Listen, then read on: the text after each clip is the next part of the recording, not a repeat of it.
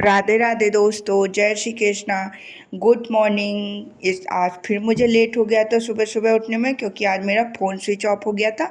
तो मुझे अलार्म का ही नहीं पता चला। मैं उठी, नहाई धोई, छत पर पूजा की, उसके बाद आई तो अपने लड्डू गोपाल को स्नान ध्यान करा के उनको तैयार की और जल्दी जल्दी खुद भी तैयार होने लगी लाइब्रेरी के लिए, क्योंकि बहुत लेट हो गया था।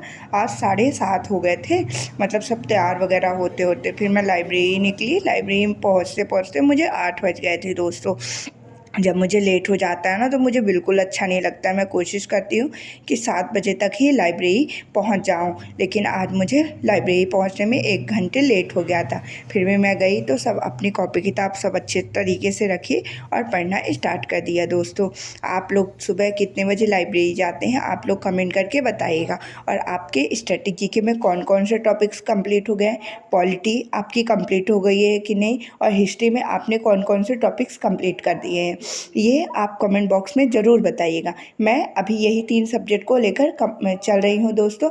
आज मेरी पॉलिटी कंप्लीट हो जाएगी। अब कल से जब मैं नेक्स्ट डे होगा तब से मैं अपना पॉलिटी की जगह पर बायो पढ़ना स्टार्ट करूँगी। और जब बायो कंप्लीट हो जाएगा तो फिजिक्स और केमिस्ट्री, फिजिक्स केमिस्ट्री में हमें ज़्यादा टाइम नहीं लगेगा।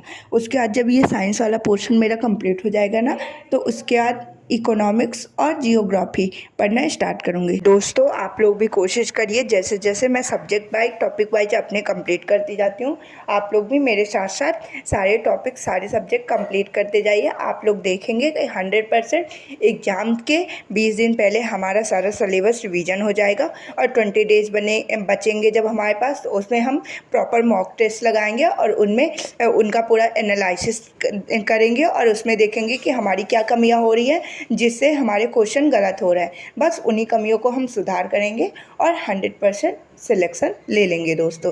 तो चलिए अब मैं पढ़ना स्टार्ट करती हूँ। आज मेरे एनटीपीसी ये रिवीजन प्रिपरेशन का 25 डेज है।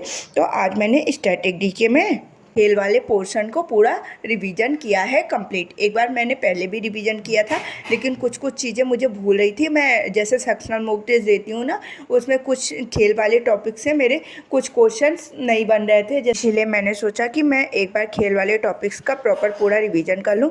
जैसे जब नेक्स्ट मॉक टेस्ट दूँ या कहीं भी मुझसे खेल वाले टॉपिक से क्वेश्चन पूछे, वो मुझसे अच्छे से बनना चाहिए। आप लोग भी सेक्शनल मॉक टेस्ट डेली दिया करिए सब्जेक्ट वाइज, उससे आपको पता चल जाएगा कि आपके कौन से टॉपिक के क्वेश्चन बन रहे हैं और कौन से टॉपिक के क्वेश्चन गलत हो रहे हैं। उसमें क्या होगा कि आप धीरे धीरे जिन टॉपिक्स के क्वेश्चन आपके नहीं बन रहे हैं तो उनमें सुधार करने की कोशिश करेंगे और अच्छे से सुधार कर पाएंगे। और उन टॉपिक्स को जब आप एक बार पढ़ेंगे, उनकी प्रैक्टिस करेंगे ना, तो आपसे वो टॉपिक्स बहुत अच्छे से मजबूत हो जाएंगे दोस्तों। और उन टॉपिक्स के क्वेश्चन आप जब भी sectional mock test, full mock test या प्रीवियस ईयर का प्रैक्टिस करेंगे या एग्जाम देंगे, तो उस टॉपिक्स के क्वेश्चन आपसे आराम से बन जाएंगे दोस्तों। तो चलिए अब मैं खेल वाले टॉपिक से कुछ इंपॉर्टेंट क्वेश्चन आप लोगों से पूछती हूँ। मैं 10 क्वेश्चन पूछूंगी, उन 10 क्वेश्चन के आप जवाब कमेंट बॉक्स में बताइएगा दोस्तों। भारतीय ओलंपिक संघ के वर्तमान अध्यक्ष कौन है? ओलंपिक में सबसे अधिक पदक महिलाओं में किसने जीता है? भारतीय महिला फ्लैग वॉरियर कौन है? वर्तमान समय में राष्ट्रमंडल में कितने सदस्य देश हैं? क्रिकेट का जन्मदाता कौन है? पहला ओडीआई कब हुआ था और बीसीसीआई की स्थापना कब हुई थी? बीसीसीआई का मुख्यालय कहाँ पर है? बीसीसीआई के वर्तमान अध्यक्ष कौन है? गब्बर किसका निकनेम है? आप लोग इन सभी क्वेश्चनों के आंसर कमेंट बॉक्स में बताइएगा दोस्तों। मेरी आप लोगों से हम्बल रिक्वेस्ट है, क्वेश्चन को ध्यान से सुना करिए और उनके आंसर देने की कोशिश करिए। और अगर आपने वो टॉपिक्स को कंप्लीट नहीं किया है, जिन टॉपिक्स के मैं आप लोगों से क्वेश्चन पूछती, उन टॉपिक्स को भी कंप्लीट करने की कोशिश किया करिए, क्योंकि मैं हमेशा आप लोगों से इम्पोर्टेंट क्वेश्चन ही और इम्पोर्टेंट टॉपिक से ही पूछती हूँ। जो टॉपिक्स एग्जाम में 100% बनने की संभावना रहती है, उन टॉपिक्स के क्वेश्चन, और 1-2 क्वेश्चन नहीं, 4 से 5-5 क्वेश्चन इन टॉपिक से हमारे एग्जाम में बनते हैं दोस्तों, शिफ्ट वाइज। इसीलिए इन टॉपिक्स को हमें कंप्लीट करना बहुत ज़्यादा ज़रूरी है।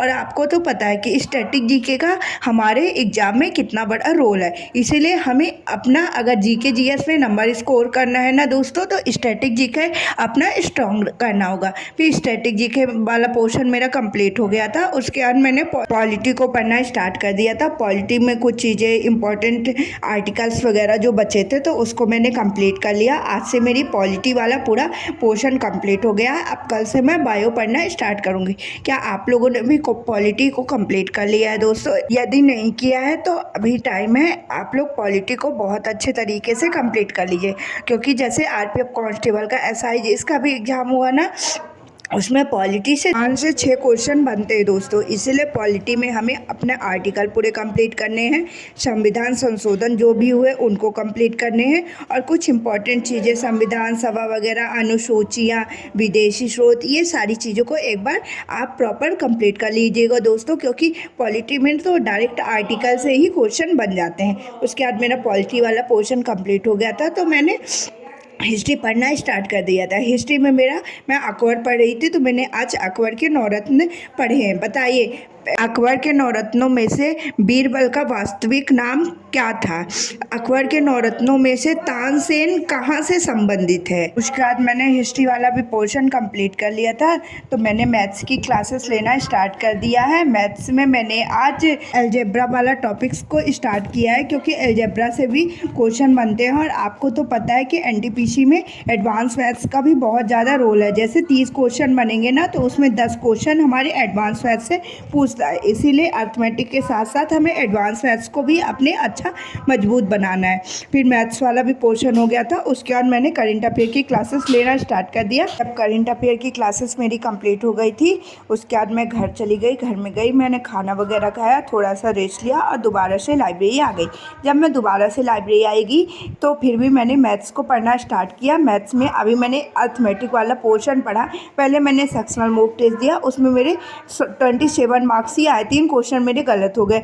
2 तो एडवांस मैथ्स के थे और एक अर्थमेटिक मैथ्स के थे। मैथमेटिक मैथ्स में मेरे मिक्सचर के क्वेश्चन गलत हो गए हैं। अब मैं कोशिश करूंगी कि मैंने आज से ही मिक्सचर चैप्टर को पढ़ना स्टार्ट कर दिया है। अब कोशिश करूंगी पहले इसको पूरा कंप्लीट कर लूं, उसके बाद मैं 200 से 250 क्वेश्चन इसके प्रैक्टिस करूंगी, जिससे मेरा मिक्सचर एलिगेशन में अच्छी पकड़ हो जाए। और जब भी मैं मॉक टेस्ट वगैरह दूँ और सेक्शनल टेस्ट दूँ या फिर एग्ज़ाम में बैठूँ, तो मुझसे उस टॉपिक को क्वेश्चन बहुत अच्छे से बनने चाहिए दोस्तों। यदि आप लोग भी किसी टॉपिक के क्वेश्चन आप लोगों से गलत होते हैं, तो आप लोग भी रिवीजन का ये बहुत अच्छा तरीका है।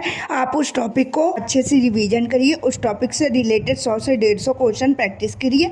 आप देखिएगा कि 100% उस टॉपिक में आपकी इम्प्रूवमेंट आएगी, और आप जब नेक्स्ट में उस टॉपिक से क्वेश्चन मिलेंगे ना, तो आप लोग आसानी से कर पाएंगे दोस्तों। उसके बाद जब मेरी मैथ्स की क्लासेस कंप्लीट हो गई थी ना, मैंने प्रैक्टिस सेट जीके जीएस का लेना स्टार्ट कर दिया था। जीके जीएस के प्रैक्टिस सेट का आज मेरा 22 नंबर है। मैंने 22 क्लासेस कंप्लीट कर ली है, और इन 22 क्लासेस को कंप्लीट करने के बाद मेरा जीके जीएस में बहुत अच्छा लेवल हो गया, और मेरे नंबर भी इंक्रीज होना स्टार्ट कर दिए दोस्तों।